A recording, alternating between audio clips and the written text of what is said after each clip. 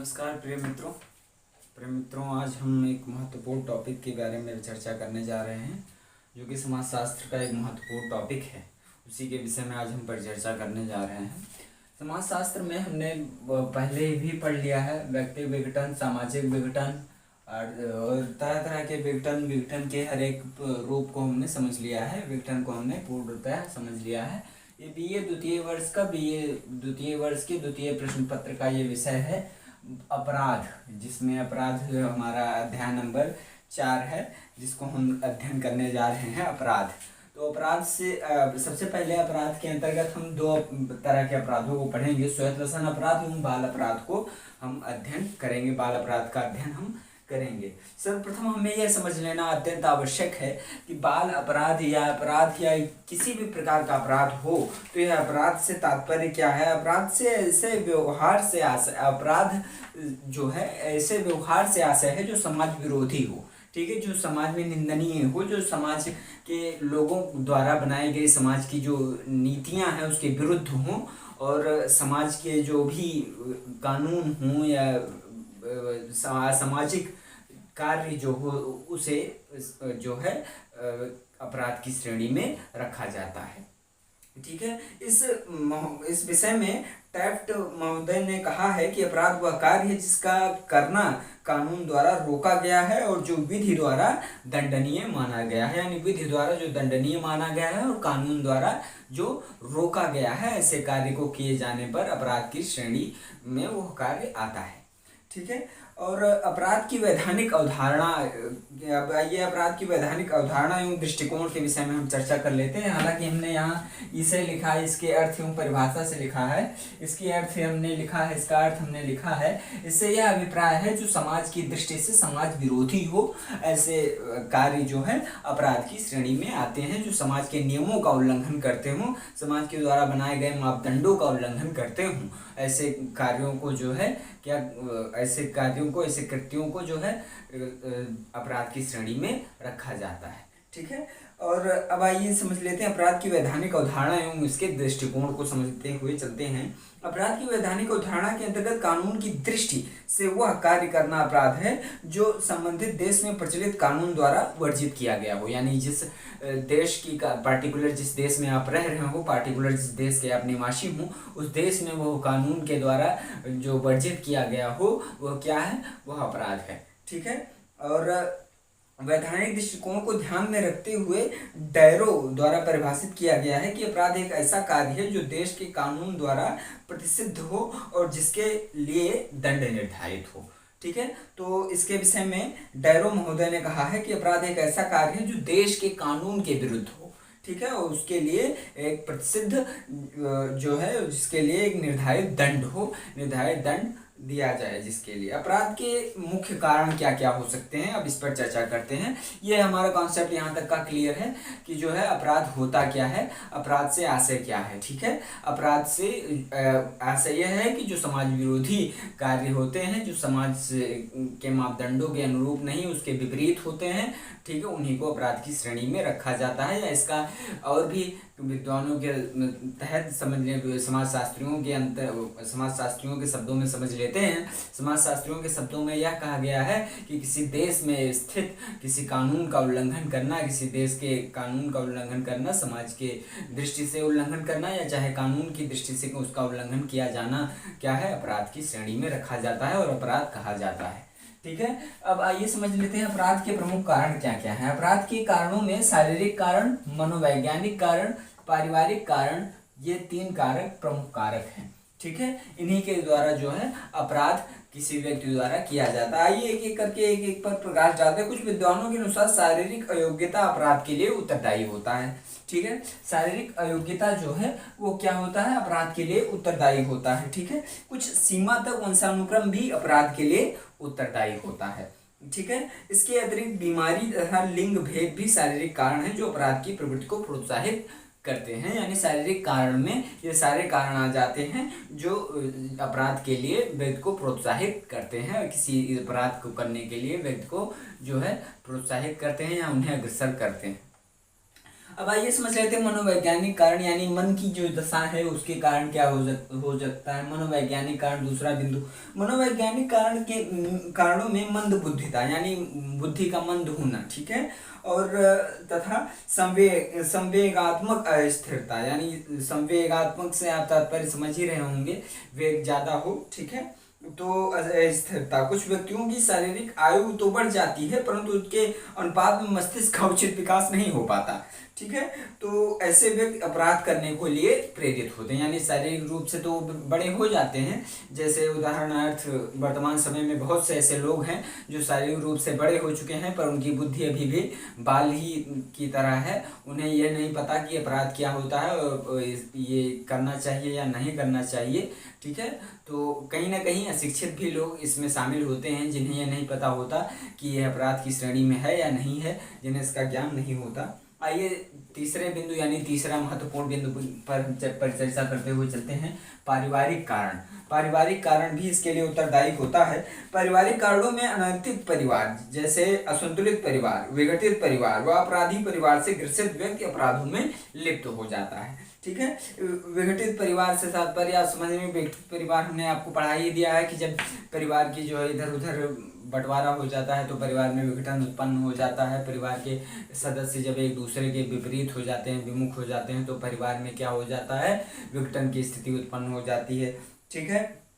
और असंतुलित परिवार, ठीक है, जहाँ पर संतुलन ना बना हो, ठीक है, और विघटित परिवार हमने बता ही दिया। अपराधी परिवार, ठीक है, परिवार के कई सदस्य पूर्वत ही अपराधी प्रवृत्ति के रहे हों, पहले से ही रहे हों, ठीक है, चोरी डकैती करते रहे हों, तो बच्चा भी उसी परिवेश में अगर पला है तो बच्चा भी वही कार्य करेगा, ठीक है, तो ऐसे व्यक्ति अपराधों में लिप्त हो जाते हैं, ठीक है। इसके अतिरिक्त राजनीतिक कारक एवं आर्थिक कारक भी समान रूप से व्यक्ति के अपराधी होने के उत्तरदायी होते हैं। राजनीतिक कारक भी कहीं ना कहीं इसके लिए उत्तरदायी होता है। राजनीति में भी जो व्यक्ति रहता है वो जो है ऐसे कार्य करता है, आपराधिक कार्य करता है। हम उत्सव दसन अपराध के अंतर्गत उसी का अध्ययन करने वाले हैं। और जो है आर्थिक कारक यानी पैसे की अभावता जो है व्यक्ति को ऐसे कार्य करने के लिए जो है विवश कर देती है और वो विवश होकर ऐसे कार्य करने लग जाता है। हमने ये समझ लिया कि इसके प्रमुख कारण क्या क्या हैं। तो इसके प्रमुख कारण शारीरिक कारण, यानी शारीरिक कारणों में जो है किसी भी तरह की जो है चीज़ें हो सकती हैं। शारीरिक कारणों में जो है कुछ विद्वानों के शारीरिक अयोग्यता, ठीक है, ये भी कारण हो सकता है। जो है कहीं ना कहीं किसी न किसी प्रकार से शारीरिक अयोग्यता, लंगड़े हैं, लूले हैं, ठीक है, तो किसी न किसी प्रकार से चोरी डकैती करके किसी न किसी प्रकार से जो है भरण पोषण करते हैं, अपराध करते हैं। मनोवैज्ञानिक कारण यानी कुछ लोग बड़े तो हो जाते हैं पर उनकी बुद्धि बड़ी नहीं होती, ठीक है। पारिवारिक कारण, जब बच्चा इस ऐसे ही परिवेश में जब पैदा हुआ है कि जो है परिवार ही जो है चोरी डकैती करता रहा हो तो वो भी वही सीखेगा, ठीक है, और जो व्यक्ति जैसा रहा होगा उसके परिवार का बच्चा भी उसी का अनुसरण करेगा, ठीक है। ये बात आप तक क्लियर होगी, मुझे लगता है, ऐसा मुझे स्पष्ट हो रहा है। अब ये अपराध से आप अभिप्राय समझ ही चुके होंगे। अब सबसे पहले हम बाल अपराध पर जो है प्रकाश डालते हुए चलेंगे, उसके बाद हम स्वयं अपराध पर दूसरी वीडियो बनाएंगे। क्योंकि वीडियो काफ़ी लंबी हो जाएगी तो इसलिए हम बाल अपराध पर अब फिलहाल चर्चा करने वाले हैं। बाल अपराध 5 से 18 वर्ष तक की आयु में किया गया अपराध क्या होता है? बाल अपराध होता है, ठीक है। 5 से 18 वर्ष की आयु में किया जाने वाला अपराध बाल अपराध की श्रेणी में रखा जाता है। और ऐसे अपराध जो है बाल सुधार केंद्रों में जो है बाल सुधार केंद्रों में ऐसे अपराधियों को रखा जाता है और उनमें जो है सुधार किया जाता है।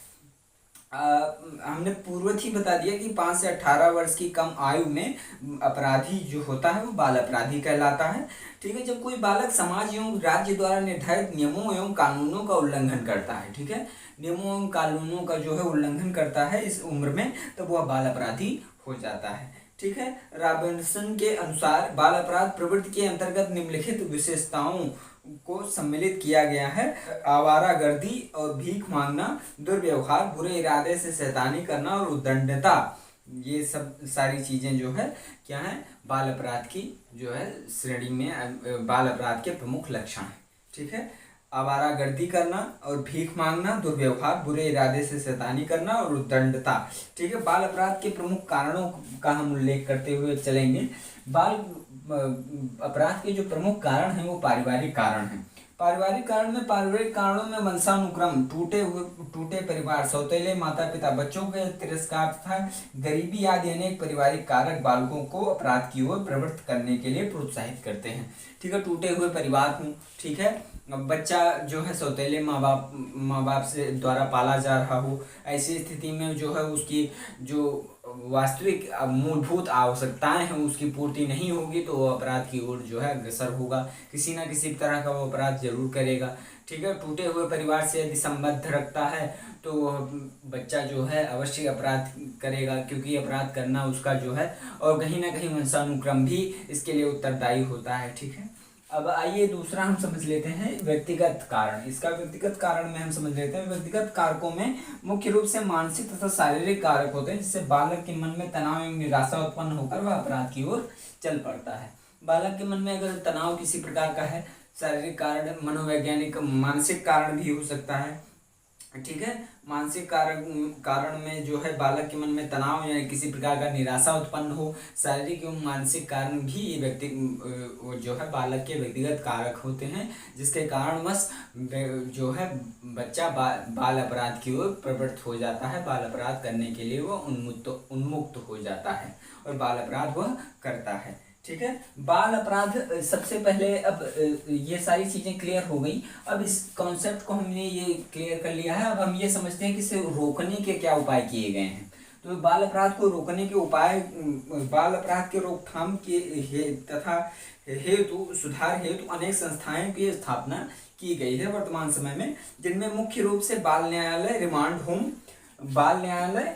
होम और प्रमाणित विद्यालय और बोस्टन स्कूल, परिवीक्षा हॉस्टल, किशोर बंदीगृह, रिफॉर्मेस्ट्री स्कूल, पोषण गृह, सहायक गृह तथा उत्तर संरक्षण संस्थाएं प्रमुख हैं। पैरोल अपराधियों को सुधारने हेतु सरकार द्वारा चलाई गई एक नई व्यवस्था है। ठीक है, जो पैरोल क्या है, अपराधियों को सुधारने हेतु सरकार द्वारा चलाई गई एक नई व्यवस्था है, जिससे जो है बाल अपराधी जो है बहुत कम उत्पन्न हों। सरकार भी यह चाहती है कि बाल अपराध पर रोकथाम लिया जाए, इसलिए उसने पैरोल नामक एक जो है अभियान चलाया हुआ है, जिससे वह पैरोल नामक अपराधियों को सुधारने हेतु सरकार द्वारा जो है चलाई गई एक व्यवस्था है। पैरोल एक व्यवस्था है, सरकार द्वारा चलाई गई है, जिससे बाल अपराधियों को जो है रोका जा सके, उन पर रोकथाम लगाया जा सके। ठीक है, आज की वीडियो में बस यहीं तक। हमने आज ये समझ लिया कि अपराध क्या होता है, बाल अपराध क्या होता है। ठीक है, अपराध के अंतर्गत हमने अपराध की परिभाषा दी और यह समझ लिया कि अपराध में के अंतर्गत बाल अपराध क्या होता है। ठीक है, उसके बाद दूसरे पॉइंट पर आता है स्वयंपोषण अपराध। स्वयंपोषण अपराध को हम दूसरी वीडियो में क्लियर करेंगे। तो बाल अपराध, मुझे आशा है कि आपको क्लियर हो गई होगी। यदि क्लियर हो गई होगी तो आप अपना रिस्पॉन्स कमेंट बॉक्स में दे सकते हैं। अगर वीडियो अच्छी लगी हो तो वीडियो को लाइक करें और चैनल को सब्सक्राइब करना ना भूलें। धन्यवाद।